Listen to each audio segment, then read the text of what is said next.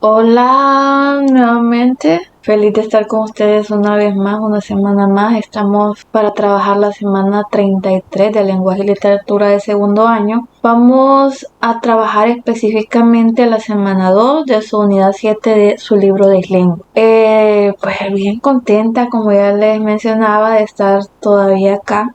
Nos estamos a muy poco de terminar el año lectivo y hemos logrado avanzar todo esto. Ya estamos en la unidad 7 de lenguaje y literatura. Decirles que yo quisiera con el alma corresponder los pedidos que me hacen de adelantar la unidad 8, de colocar más guías de la unidad número 7, de ayudarles con práctico lo aprendido, con el trabajo de cada unidad, pero realmente mi tiempo es escaso y ya no alcanzo para más que poder colocar los dos videos de la semana, el de primer año y el de segundo año, que corresponden a las guías normales. Entonces sí me disculpo por eso, yo quisiera avanzar más, quisiera colocarles más contenido, pero se me hace bien difícil. Espero que estos videos igual les sean de utilidad a muchos y pues estamos aquí para ayudarles siempre.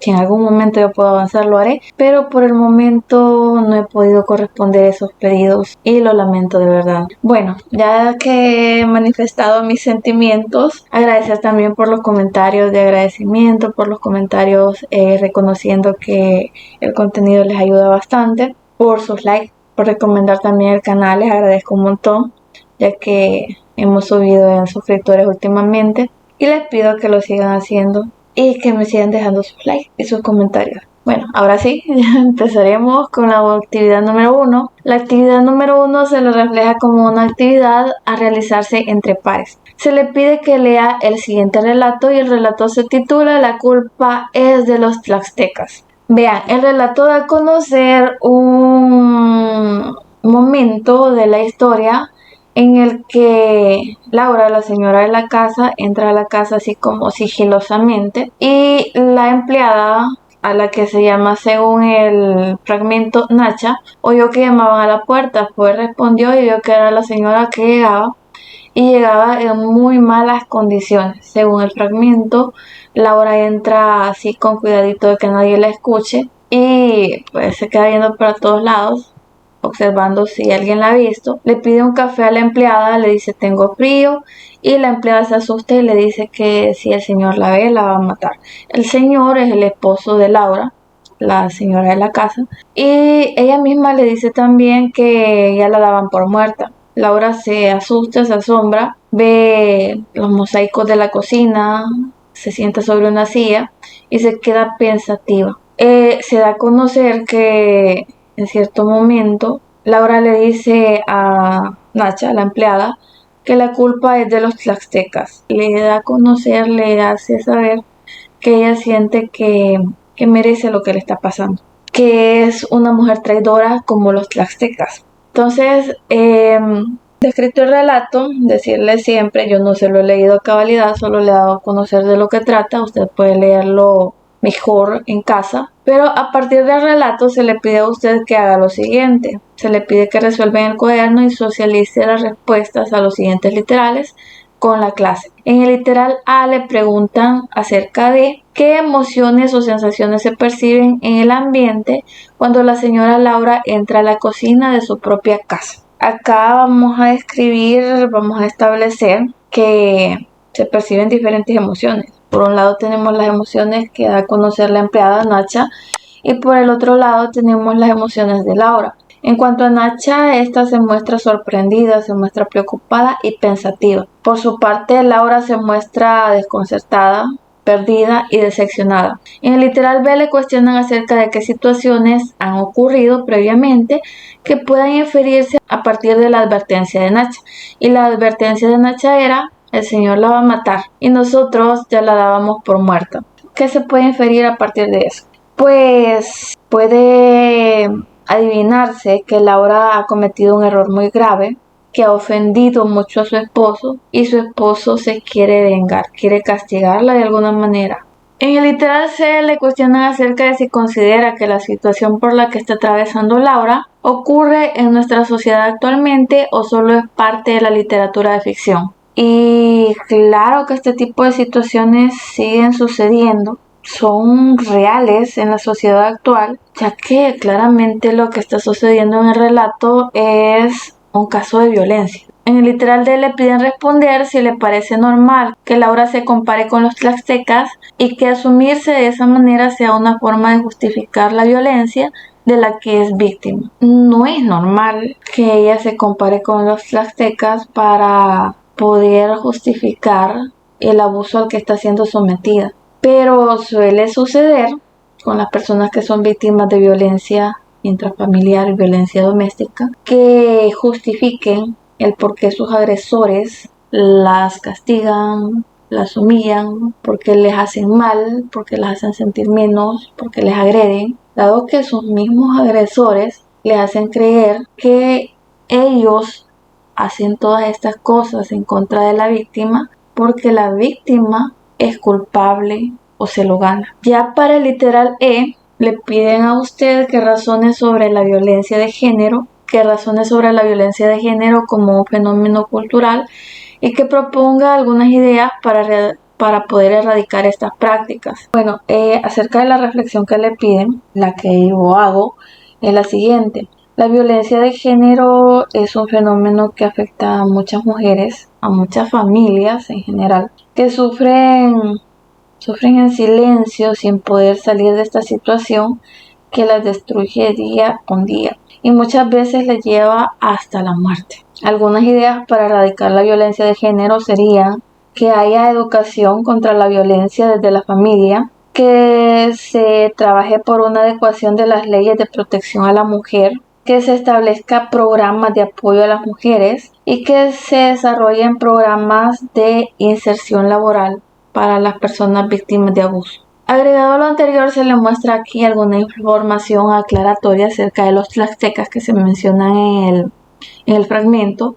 y esta es que los tlaxtecas establecieron una alianza con los conquistadores españoles para derrotar al imperio mexica, por lo que se les califica como traidores. Recordemos que en el fragmento Laura se identifica con esta civilización y pues de alguna manera hace ver que ella también es traidora como ellos. Luego de lo anterior pasamos a trabajar la siguiente actividad, la actividad número 2, que nos presenta una lectura de textos del realismo mágico. En la actividad, que se refleja para trabajarse en equipo, se le pide leer y analizar el texto de 100 años de soledad. Es un fragmento de 100 años de soledad. De igual forma no se lo voy a leer, solo le voy a dar a conocer de qué trata.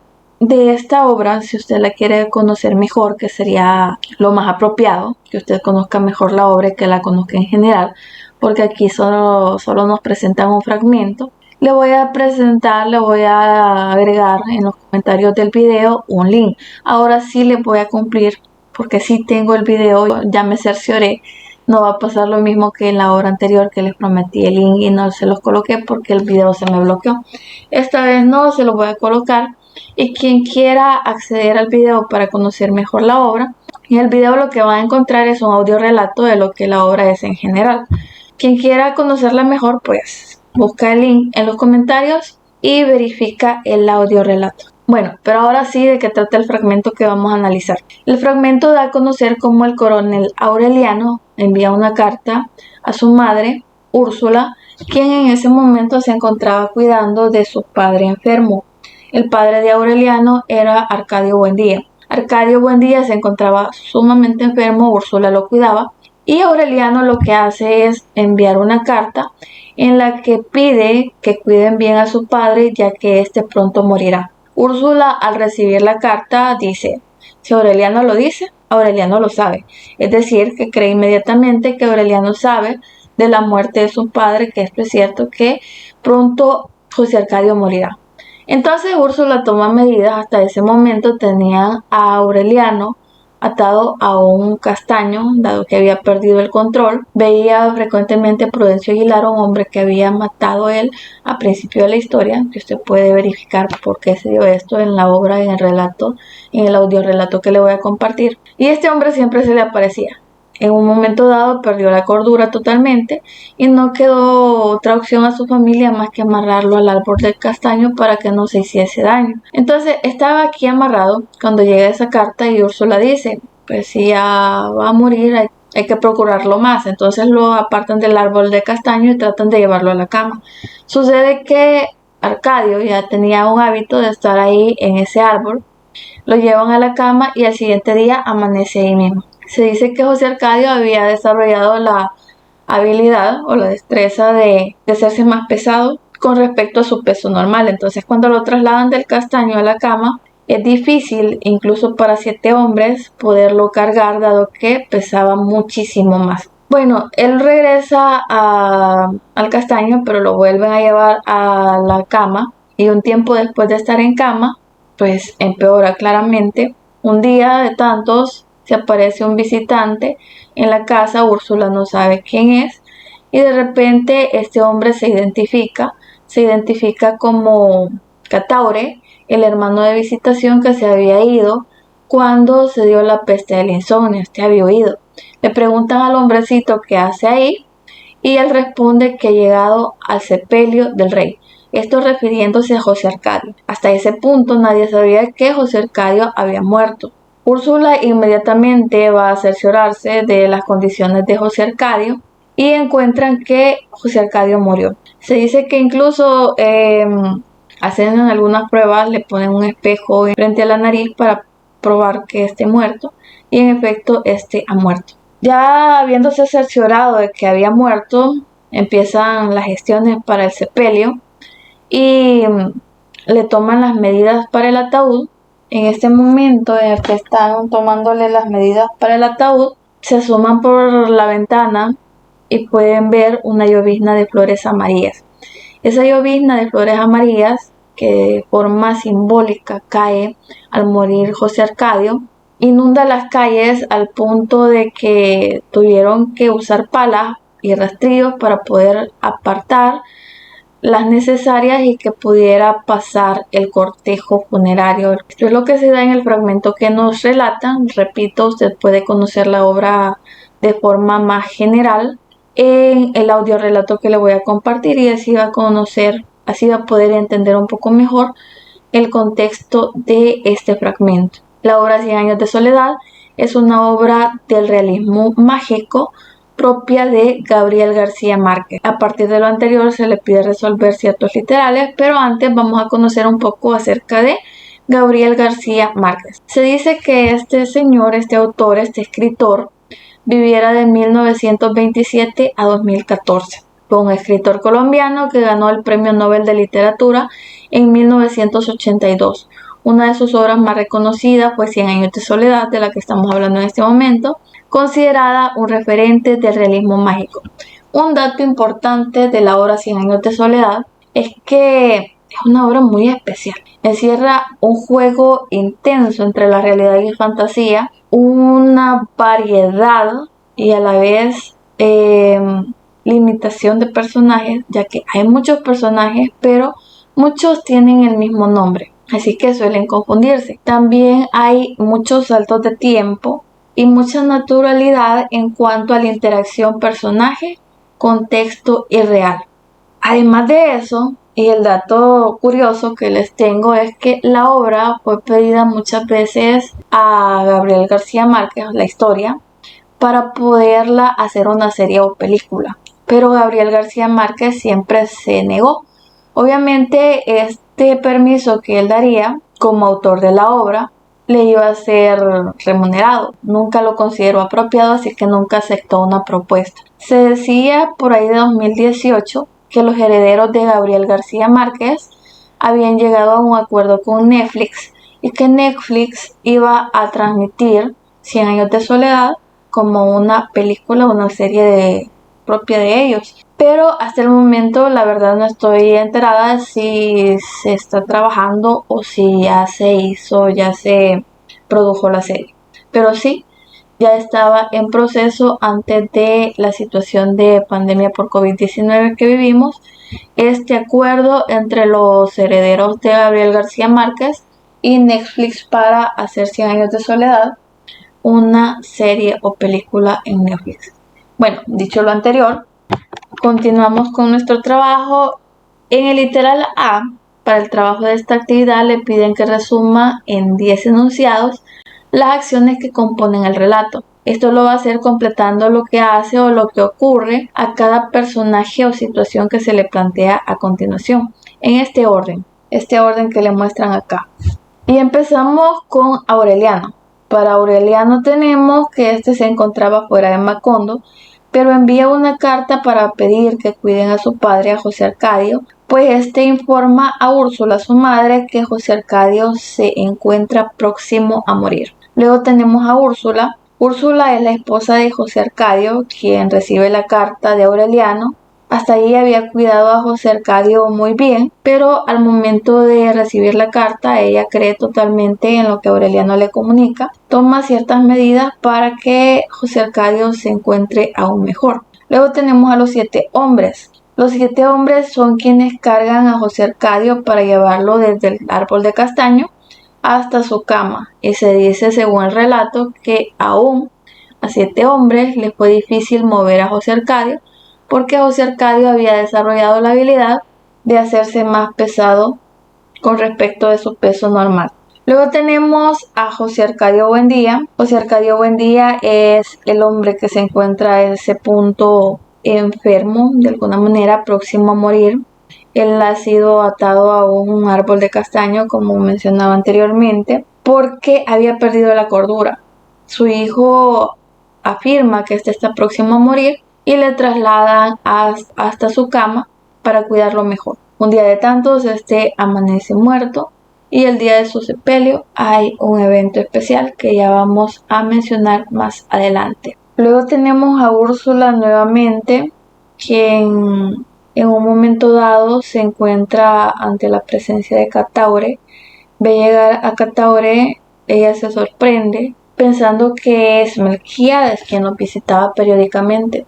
Se da cuenta de que es Cataure, ya que este se presenta, y este le indica que llega al sepelio del rey. Úrsula se sorprende aún más, inmediatamente va a verificar las condiciones de José Arcadio y se da cuenta que José Arcadio ha muerto. Luego tenemos a Prudencio Aguilar, quien es el fantasma del hombre que asesinó a José Arcadio al principio de la historia, que usted puede ir a indagar, y es quien le conduce hacia la muerte de alguna manera.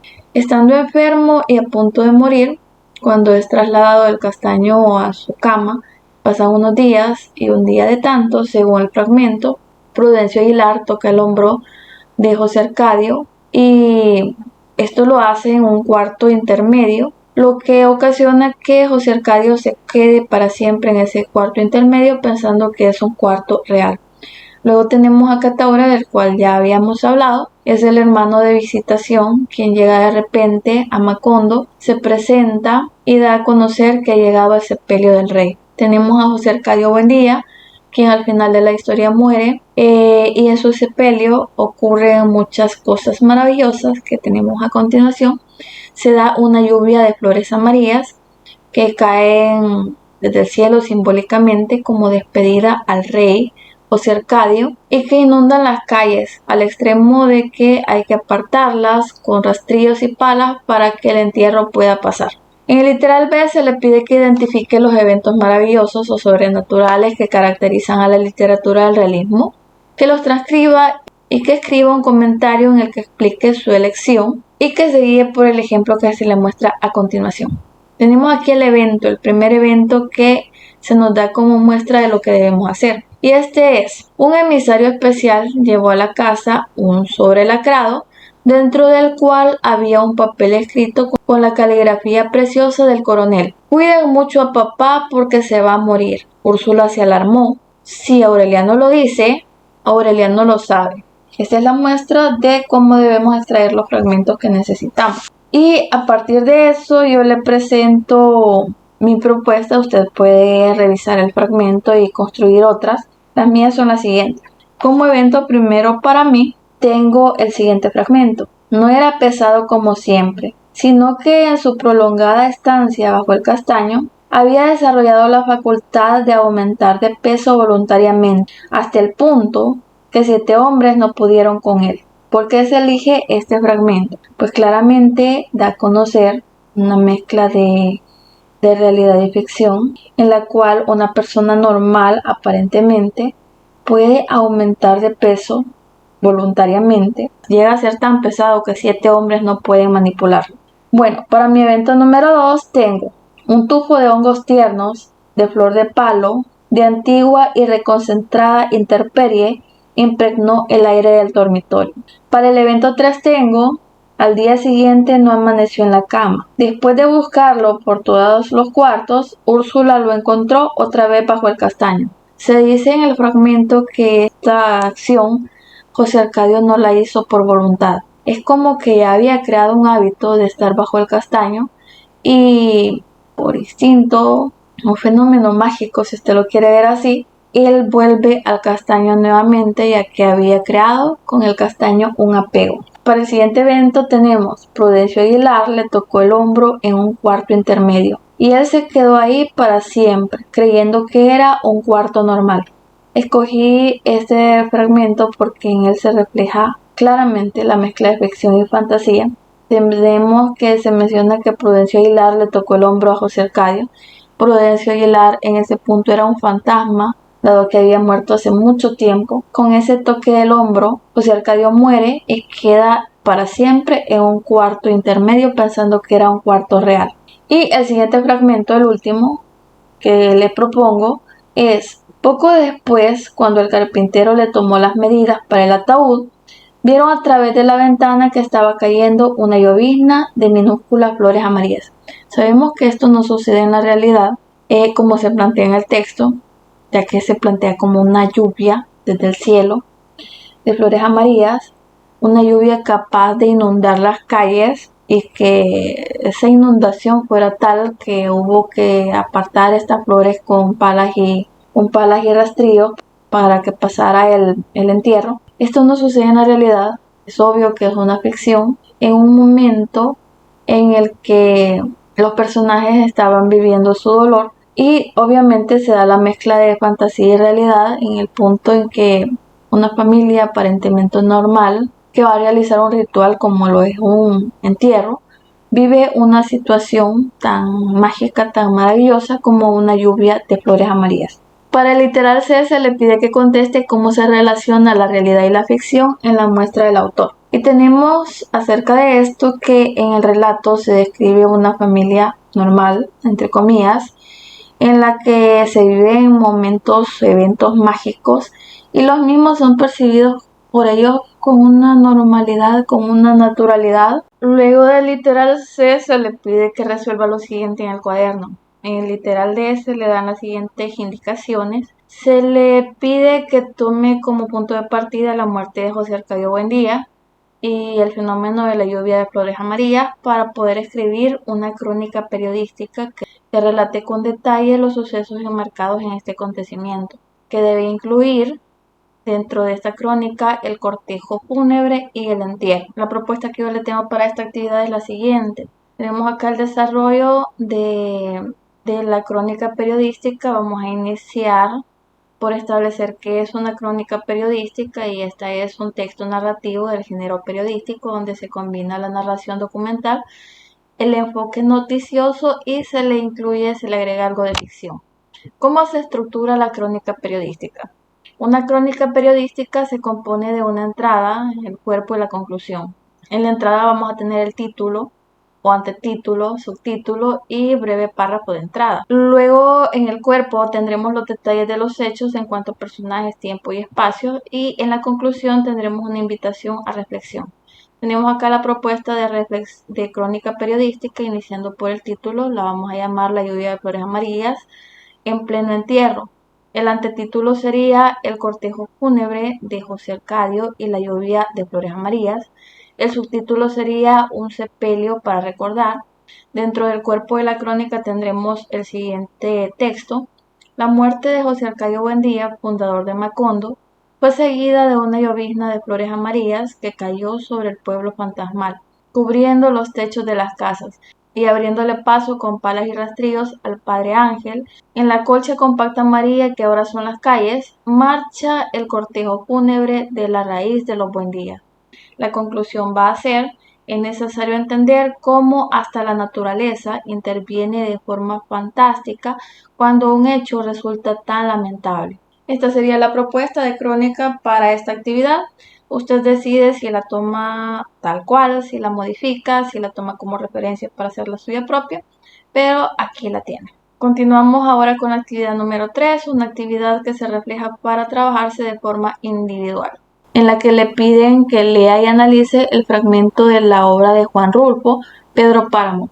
De igual forma que con la obra 100 años de soledad, en el canal hay un audiorelato de en qué consiste de forma general la obra Pedro Páramo, que también les voy a compartir, y hoy sí lo voy a cumplir, porque ya verifiqué que los audiorelatos estén bien, que no estén bloqueados, y los tengo listos solo de colocar.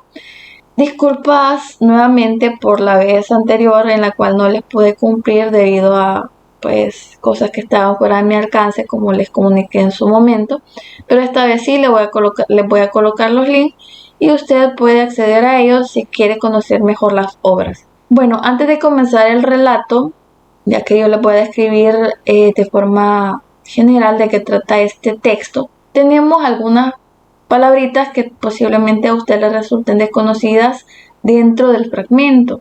Tenemos Comala, un pueblo que pertenece a Colima, México.